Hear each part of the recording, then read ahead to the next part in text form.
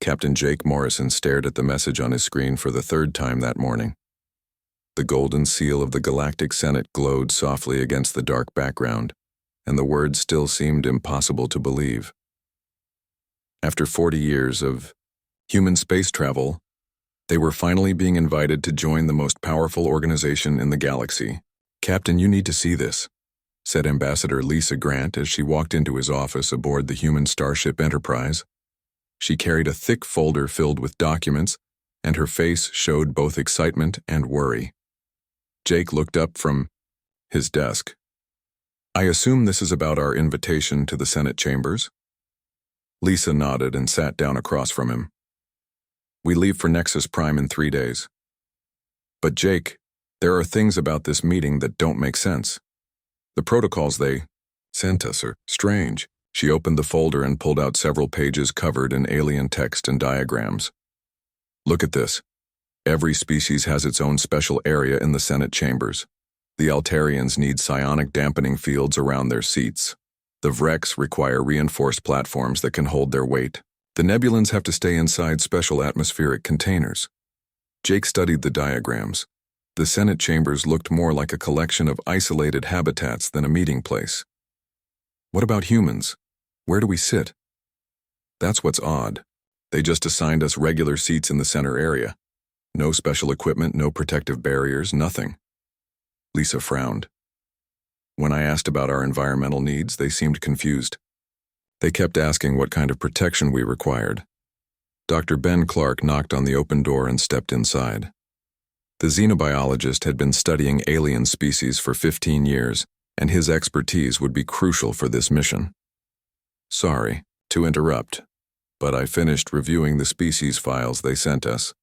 He placed his tablet on the desk and showed them a list of the Senate members. "There are 47 different species represented. Each one has very specific environmental requirements. The Zephyrians are made of living crystal and can shatter if touched too hard.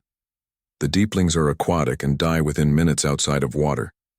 The Moonkin come from a low-gravity world, and their bones break easily in normal gravity." Jake whistled, softly. "Sounds like a collection of very fragile beings." "Exactly," Ben said.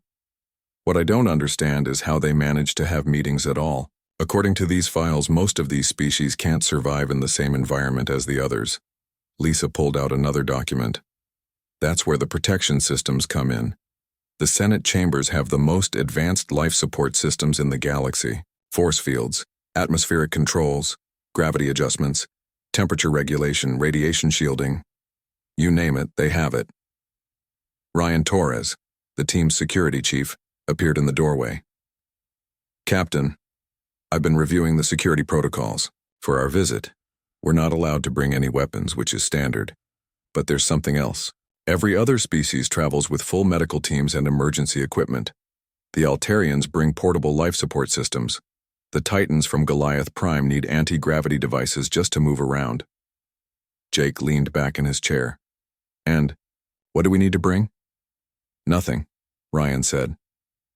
"According to their requirements, humans need no special equipment or protection.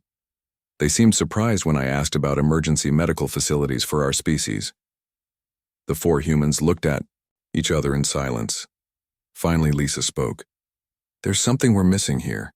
47 species all requiring extensive protection and life support, and then there's us. Either we're incredibly lucky, or we're very different from everyone else in the galaxy." 2 days later, their ship approached Nexus Prime. The planet was a marvel of alien engineering, with massive cities floating in the atmosphere and space elevators stretching down to the surface. The Senate chambers sat at the very center of the largest floating city, a crystalline structure that seemed to bend light around itself. As their shuttle docked, Jake and his team got their first look at other alien delegates. Through the viewing port, they watched as a group of Altarians emerged from their transport ship.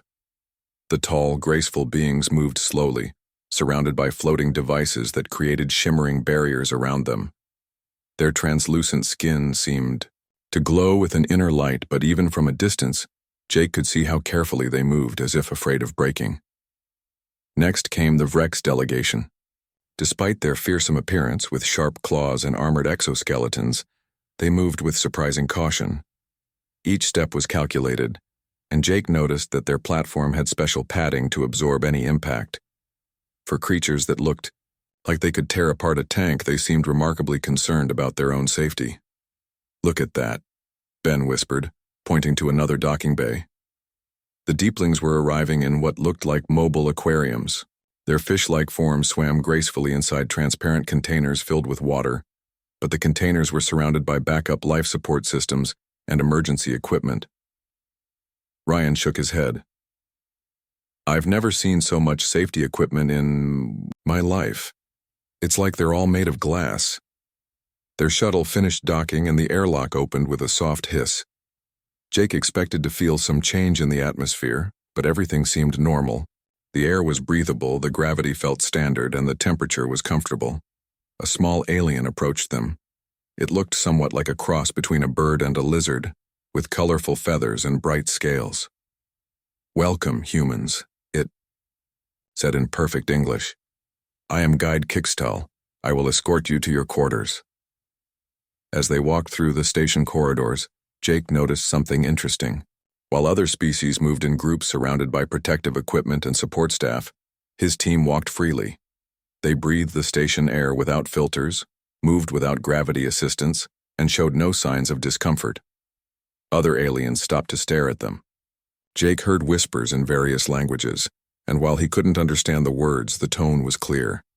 Surprise, curiosity, and something that might have been amazement. "Guide Kixtal," Lisa said. "May I ask why other species require so much protective equipment?" The alien's feathers ruffled slightly. "All civilized species require protection from environmental hazards. It is the natural way of advanced evolution. Species become specialized for their perfect environments and require assistance to survive elsewhere." Kixtal paused and looked at the humans with curious eyes. "Though I admit your species seems unusual in this regard." As they reached their quarters, Jake couldn't shake the feeling that they were about to discover something important about humanity's place in the galaxy. Something that might change everything they thought they knew about being human. The real meeting would begin tomorrow, and Jake had a feeling it would be unlike anything they expected. The Senate chamber was the most incredible sight Jake Morrison had ever seen. The massive hall stretched out in all directions, with different sections designed for each alien species. Every area had its own atmosphere, gravity, and protection systems. The humans sat in simple chairs in the center of the room, while around them dozens of alien species occupied elaborate protective environments. Jake watched as the Zephyrians settled into their section. The crystal beings moved like living glass, sculptures, their bodies catching and bending light in beautiful patterns. But their seating area was surrounded by soft padding and energy fields that would cushion any impact. One small bump could shatter their crystalline forms completely. To his left, the deeplings floated in their water-filled chambers. The fish-like aliens moved gracefully through their liquid environment, but Jake noticed how many backup systems surrounded their tanks. Warning lights monitored water temperature, oxygen levels, and chemical balance every second. Ambassador Lisa Grant leaned over to whisper to him, "Look at the Moonkin section." She pointed to where the small, furry aliens sat in what looked like floating chairs. Their low-gravity homeworld had made their bones so light that normal gravity would crush them. The anti-gravity generators around their seats hummed constantly. Dr. Ben Clark was taking notes on his tablet, his eyes wide with fascination. He pointed discreetly at the Paraxians, whose section was filled with heat lamps and thermal regulators. The reptilian aliens wore special suits that kept their body temperature exactly right. Even small changes in temperature could kill them. The session began when a tall Altarian stood up at the front of the chamber. His translucent skin glowed, brighter as he spoke, and his voice carried through the chamber using special sound amplifiers designed for his species. "Welcome, beings of the galaxy, to this historic session.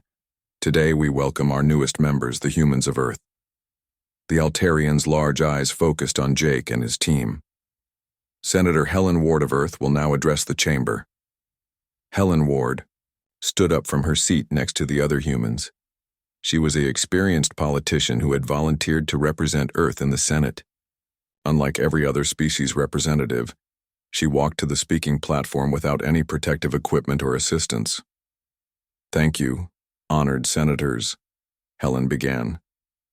"Earth is proud to join this great alliance of species. We look forward to learning from each of your civilizations and contributing to galactic peace." As Helen spoke, Jake noticed something strange happening around the chamber. Aliens were whispering to each other and pointing at the human section. Their attention seemed focused not on what Helen was saying, but on how she was saying it. The Vrex delegate raised one of his armored claws. Despite his fearsome appearance, his voice was thin and careful when he spoke. "Honored human representative, may we ask about your species' environmental requirements? Our records show no special equipment in your section." Helen looked confused. "We don't require any special equipment. The chamber's standard atmosphere works fine for us." A ripple of whispers spread through the chamber. The ancient ethereal council, energy beings who rarely spoke directly, began glowing brighter in their containment fields. The senior Altarian Senator Zixthan stood up slowly. His movements were careful and deliberate, and Jake could see the strain it put on his delicate form. "Forgive our curiosity, but this is most unusual. All civilized species require protection from environmental hazards. It is the natural result of advanced evolution." Dr. Ben Clark couldn't contain his scientific curiosity any longer. He stood up and addressed the chamber. "May I ask what specific hazards you're referring to?" The question seemed to surprise the aliens. Zixthan looked around the chamber before answering.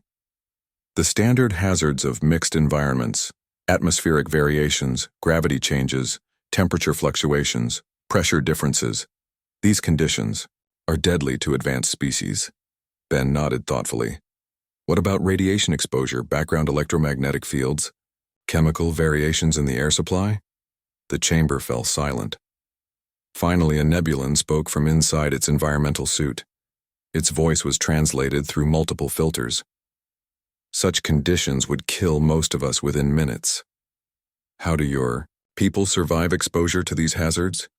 Jake felt a chill run down his spine as he began to understand what was happening. He looked around the chamber and saw the truth that had been hidden in plain sight.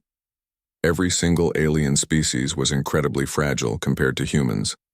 The Titans from Goliath Prime, despite being 12 feet tall, needed anti-gravity supports to keep their own weight from crushing their internal organs. The Synthetics, the galaxy's most advanced artificial beings, required constant electromagnetic shielding to prevent their circuits from failing. Even the mighty Vrex, with their natural armor, had exoskeletons that would crack under pressure, that a human child could withstand.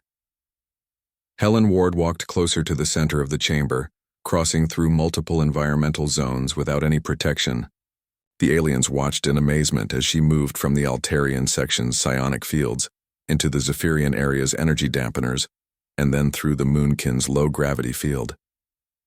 "This is impossible," whispered a deepling through its water-filled speaker system. "No species can survive in multiple environments without protection." Ryan Torres stood up and joined Helen in the center. Then Jake and Ben followed. All 4 humans stood together in the middle of the chamber, in an area where the environmental systems from dozens of different species overlapped and conflicted. The chamber's automated systems began flashing warning lights. The environmental controls were struggling to maintain stable conditions in the overlapping zones where the humans stood. Yet the humans showed no signs of distress. Jake breathed normally while standing in air that was too thin for the Altarians, too thick for the Nebulans, and the wrong chemical composition for a dozen other species. The gravity fluctuated between the Moonkin's low-gravity field and the Titan's heavy gravity zone, but Jake's balance never wavered. The temperature varied by 30 degrees as different species' thermal controls competed with each other. The electromagnetic fields from various protection systems created a chaotic energy storm that would fry most alien nervous systems. Yet the humans stood calmly in the middle of it all. Dr. Ben Clark looked around at the amazed faces of the alien senators. "I think we need to have a different kind of conversation," he said quietly, "about what it means to be human in a galaxy full of very specialized species." The ancient ethereal council pulsed with bright energy, and for the first time in centuries, they spoke directly to the chamber. Their voice was like music made of light. Indeed, it appears we have much to learn from these remarkable beings. Jake realized that everything they thought they knew about humanity's place in the galaxy was about to change. They weren't the primitive newcomers seeking acceptance from advanced civilizations. They were something entirely different, something the galaxy had never seen before. As the session continued, it became clear that the real question wasn't whether humans deserved a place in the Galactic Senate. The question was what the galaxy would do now that they had discovered a species that didn't need protection from anything. The third day of meetings began with heated discussions about trade routes between the Hegemony Coalition and the Federation of United Worlds. The two groups had been arguing for decades about mining rights in the outer spiral, and tensions were higher than ever. Captain Jake Morrison watched from the human section as representatives from both sides raised their voices. The hegemony was led by the Vrex, whose chittering language sounded angry even through the translation systems. The Federation's spokesperson was an elegant Altarian, whose skin flickered with stressed patterns of light. The mining operations threaten our colony worlds, the Altarian senator declared, his voice carrying across the chamber. Your heavy machinery disrupts our psionic networks. The Vrex commander clicked his mandibles aggressively. Your people claim territory they cannot even visit without life support systems. How can you mine worlds you cannot touch? Other species began taking sides. The Deeplings supported the Federation, worried that mining dust would contaminate their water systems. The Paraxians backed the hegemony, needing the rare metals for their heating systems. Soon, dozens of species were arguing at once. Ambassador Lisa Grant leaned toward Jake. This is getting out of hand. Look at the stress indicators on their protection systems.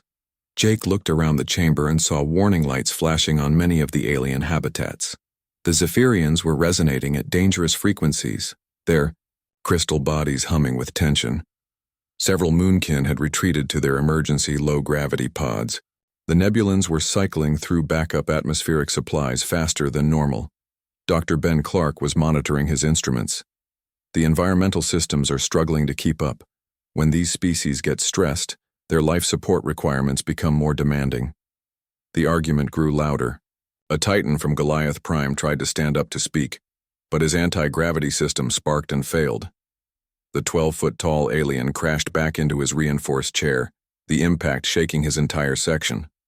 3 other Titans immediately activated their emergency backup systems. Order, called Zixthon, the senior Altarian, but his own voice was getting weaker as stress affected his delicate vocal cords.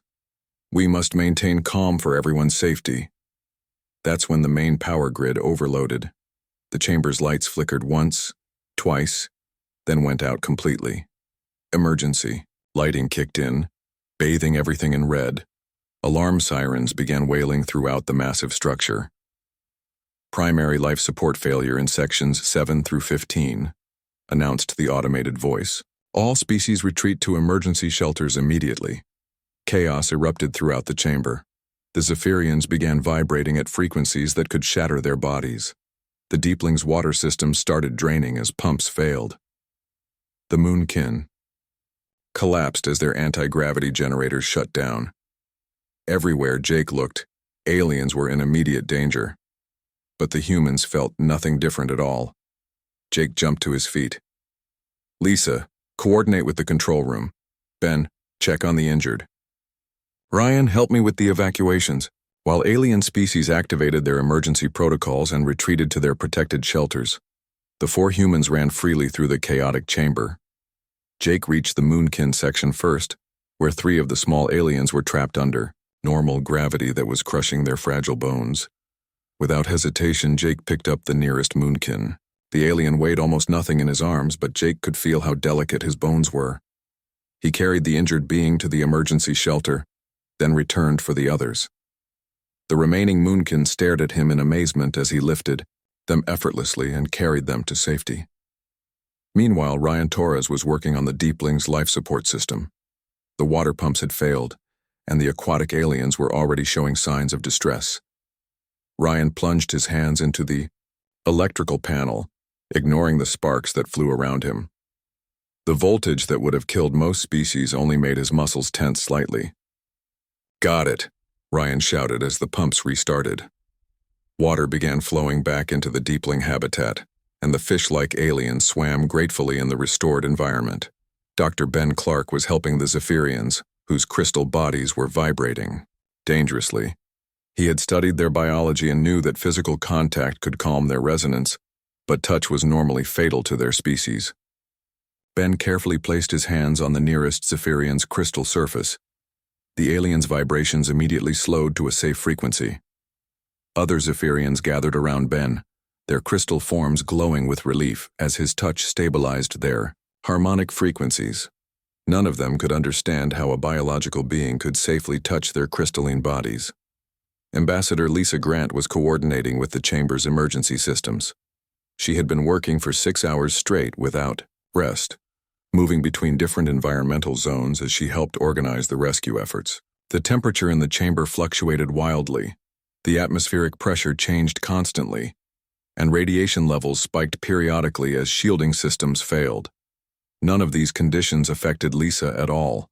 She worked through temperature changes that would have killed most aliens, breathed air that was toxic to dozens of species, and withstood radiation doses that would have been fatal to the rest of the galaxy's civilizations. The humans worked for 12 hours straight. They didn't stop for food, water, or rest.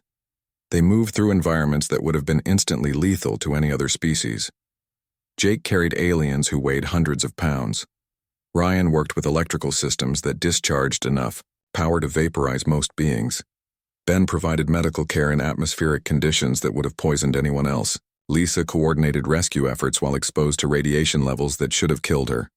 And through it all, they showed no signs of fatigue, injury, or distress.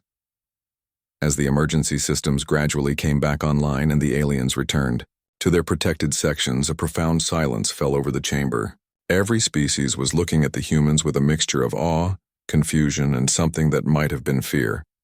The ancient ethereal council, beings of pure energy who had existed for millions of years, glowed brighter than anyone had ever seen them.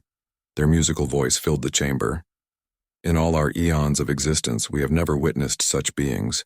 You have survived conditions that would destroy our most advanced technologies. You have endured hazards that would kill our strongest warriors. You have worked without rest in environments where our greatest machines would fail." Jake looked around at the alien faces watching him. Some were grateful, others were amazed, but all of them were beginning to understand the same thing he was realizing about humanity. They weren't just different from other species. They were tougher, more adaptable, and more resilient than anything the galaxy had ever produced. While every other civilization had become specialized and fragile, humans had remained strong enough to survive anything. The question now was what the galaxy would do with this knowledge. 3 days after the emergency, the Senate called a special session. This time the chamber was different. All the usual protection systems were still in place, but every alien species had requested extra shielding around their sections. They weren't afraid of environmental hazards anymore. They were afraid of what they had learned about humans. Captain Jake Morrison sat with his team in the center of the chamber, feeling the weight of countless alien eyes watching them. The atmosphere felt heavy with tension and curiosity. Even the normally confident Vrex kept their distance. Their armored forms hunched defensively in their protected areas. The ancient ethereal council materialized in the center of the chamber, their energy forms brighter and more solid than anyone had ever seen them before. These beings were older than most civilizations, made of pure energy and thought. They rarely spoke directly to physical beings, but today was different. Humans of Earth. The council's musical voice filled every corner of the chamber. We must speak of what we have witnessed. In our millions of years of existence, we have seen countless species rise to the stars. Each followed the same path of evolution. The energy beings pulsed with different colors as they spoke, creating patterns of light that somehow conveyed meaning beyond words. Jake felt a strange sensation, as if the council was speaking directly to his mind as well as his ears. When a species achieves the technology for space travel, they do so by becoming specialized. They focus all their evolution on one particular strength. The Altarians developed their psionic abilities by making their brains more complex, but this made their bodies fragile. The Zephyrians gained perfect crystal technology, but their bodies became as brittle as glass. Dr. Ben Clark leaned forward, fascinated by what he was hearing. The council continued their explanation. The Vrex created natural armor that could withstand great impacts, but their internal structures became weak. The Deeplings mastered underwater technology, but they cannot survive outside their aquatic environment. Every species traded their basic survival abilities for advanced specialization. A new voice joined the council's harmony. It was deeper, older, carrying the weight of eons. But humans are different. You reached the stars while keeping your original adaptability. You are the first species we have encountered that remained generalists instead of becoming specialists. Senator Helen Ward stood up slowly. Are you saying that other species can't survive in normal environments? The senior Altarian, Zixthon, spoke from his protected section. His translucent skin flickered with nervous patterns. What you call normal would kill most of us quickly. The atmospheric pressure you breathe easily would collapse our lung structures. The gravity you walk in would crush our bones. The temperature changes you ignore would stop our hearts. A Deepling's voice bubbled through its water-filled speaker. We cannot leave our aquatic environment for more than 8 minutes. Our organs shut down without constant water pressure and specific chemical balances. One of the Titans from Goliath Prime rumbled from his anti-gravity platform. Our size and strength come at a cost. Without gravitational support, our own mass crushes our internal organs. We cannot even stand on most worlds. The Pyraxian representative hissed through his thermal suit. Temperature changes of more than 5 degrees can send us into shock. We require constant heating systems to survive. Jake looked around the chamber with new understanding. How do you explore new worlds? How do you expand your civilizations? The Ethereal Council answered. Most species cannot explore directly. They send robotic probes and automated systems. When they must visit dangerous environments, they bring massive life support equipment and stay for only short periods. A Nebulan's voice filtered through. Multiple translation systems. Physical exploration ended for most species thousands of years ago. We rely on technology and remote sensing. The idea of beings who can walk on unknown worlds without protection is unprecedented. Dr. Ben Clark stood up, his scientific mind racing with implications. That's why you all seem so surprised by our simple environmental needs. You've never encountered a species that could survive in multiple environments without technology. The council pulsed with agreement. Exactly. Every civilization we have known required extensive protection to survive outside their specialized habitats. Your species appears to thrive in conditions that would be instantly fatal to the rest of us. Ambassador Lisa Grant asked the question everyone was thinking. What does this mean for humanity's place in the galaxy? The chamber fell silent. Even the constant humming of life support systems seemed to quiet as every being waited for the answer. The ancient council's voice became softer, almost reverent. It means you are the first species in galactic history that can go anywhere and do anything without technological assistance. You can explore worlds we cannot visit, survive in environments we cannot imagine, and adapt to conditions that would destroy our most advanced equipment. A young moonkin spoke up from his low-gravity pod, his voice high and delicate. Our ancestors' stories tell of the old days, when our people could survive in different gravities. But that was millions of years ago, before we specialized for our perfect world. Other species began sharing similar stories. The Altarians remembered legends of ancestors who didn't require psionic protection. The Zephyrians had myths about ancient times when their people weren't made of crystal. The Vrex told tales of warriors who fought without armor. Those are not myths, the Ethereal Council said gently. Those are memories of what your species were like before specialization. You all gave up your adaptability to gain your current abilities, but humans never made that trade. Ryan Torres spoke for the first time during the session. So we're not more advanced than you. We're just less specialized. You are what every species used to be, before they chose the path of specialization. The council replied. You represent the road not taken, the evolutionary choice that every other civilization abandoned in their quest for advancement. The implications began sinking in for everyone in the chamber. Humans weren't the primitive newcomers to galactic civilization. They were the only species that had retained the fundamental abilities that everyone else had traded away for specialized advancement. Jake looked around at the dozens of species in their protective environments and realized that humanity had something more valuable than any advanced technology.